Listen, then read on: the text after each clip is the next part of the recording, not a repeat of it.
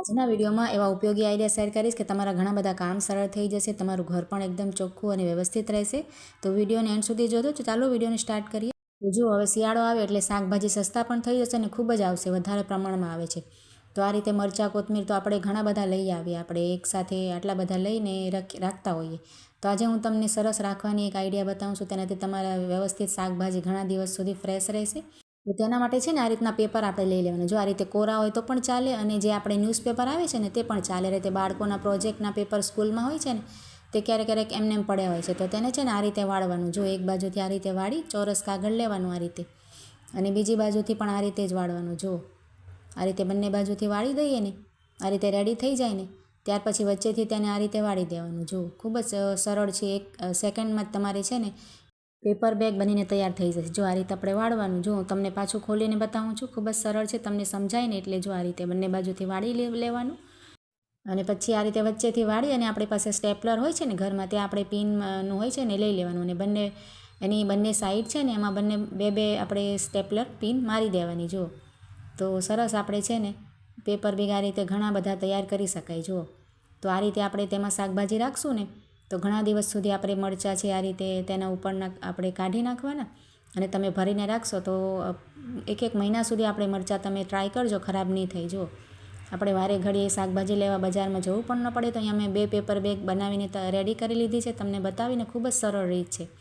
ત્યાર પછી આ રીતના કન્ટેનરમાં પણ રાખી શકાય, કે એમને એમ પણ ફ્રીજના જે આપણે હોય છે ને શાકભાજીના ડબ્બા, તેમાં પણ આ રીતે રાખી શકાય. તો ખૂબ જ ફ્રેશ રહેશે, તમારે 1 મહિના સુધી ખરાબ નહીં થાય.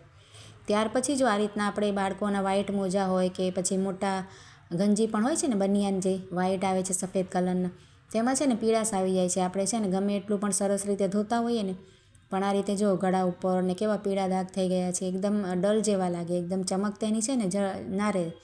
તો તેના માટે હું તમને એક સરસ ધોવાની ટિપ્સ બતાવું છું. આપણે આ રીતની જે દવાની ગોળીઓ આવે છે ને, આપણી પાસે જૂની હોય ને, એક્સપાયર થઈ ગઈ હોય, આપણે વાપરતા ના હોઈએ ને, તે આપણે આ રીતે લઈ અને છે ને તેને ઓગાળી લેવાની. આ રીતે વાટકીમાં. જો મેં 2 ગોળી અને એક બીજી અડધી હતી.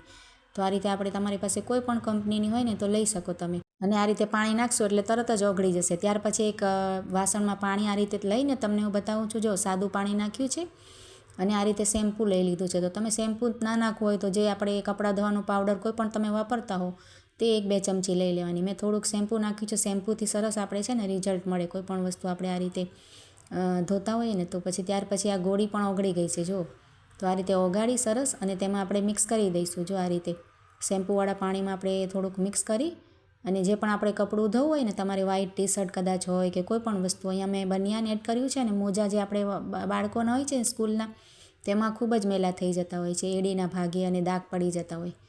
તો તે આપણે છે ને 1-2 કલાક માટે રાખી મૂકવાના, તરત આપણે નહીં ધોવાનું. જો તો અહીંયા આ રીતે સરસ મિક્સ કરીને 1-2 કલાક પછી હું તમને તેનું રિઝલ્ટ બતાવું છું.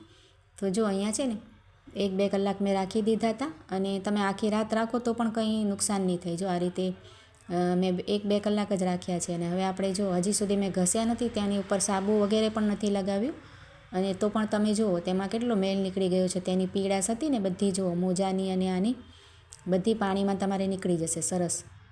અને ત્યાર પછી હું તમને સાદા પાણીમાં નાખીને પણ બતાવું છું. હજી સુધી આપણે બ્રશ કંઈ માર્યું જ નથી તેમાં, અને સફેદ મોજામાં આપણે સ્કૂલના મોજામાં બ્રશ મારીએ એટલે તરત જ ફાટવા માંડે છે. એટલે આ રીતે તમે ધોશો ને તો તમારે સરસ તેની ચમક પણ જળવાઈ રહેશે. તો જો બંને વસ્તુને ખાલી નીચોવી લીધા છે તેમાંથી, અને સાદા પાણીમાં નાખીને બતાવું છું. મોજામાં પણ કેટલી સરસ ચમક આવી ગઈ છે. તેના પીળાશવાળા જે દાગ હતા ને, કાળા એ પણ નીકળી ગયા છે. અને જે આપણે બનિયાન હતું ને તેમાં પણ મેં તમને દાગ બતાવ્યા હતા, તે પણ હવે નથી દેખાતા. જો આ રીતે તમે સરસ ટ્રાય કરી શકો. એકદમ સરસ ટિપ્સ છે અને ખૂબ જ ઉપયોગી છે. તો તમે આ રીતે જરૂરથી એક વખત ટ્રાય કરજો.